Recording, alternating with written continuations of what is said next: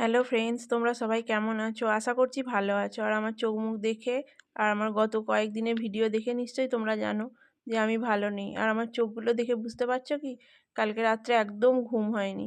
ডাক্তারখানায় গিয়েছিলাম আগের দিন, তো তোমরা জানো। তো সেখানে গিয়ে কি হয়েছে তোমাদের আপডেট দিতে পারিনি, তার কারণ এসে থেকে একদম মন মেজাজ ভালো নেই। দেখাই দাঁড়াও আমার পায়ের অবস্থাটা। প্লাস্টার করার কথা ছিল, সেটাও হয়নি। তার কারণ কি সেটাও দেখাই। পাটা ওখানটা হচ্ছে এমনভাবে প্লাস্টার করবে যে ওখানটায় লোমগুলো তুলতে হবে, তুলতে গিয়ে পাটা পুরো কেটে রক্ত বেরিয়ে গেছে। আর সেই জন্যে হয়নি। বাড়ি চলে এসেছি, মন মেজাজ একদম ভালো নেই। এরপর কি হবে জানি না। এখন বসে দাঁড়িয়েই কাটাচ্ছি। পড়ানো ছিল, পড়িয়ে নিয়ে চুলটা রোদে শুকনো করে নিলাম।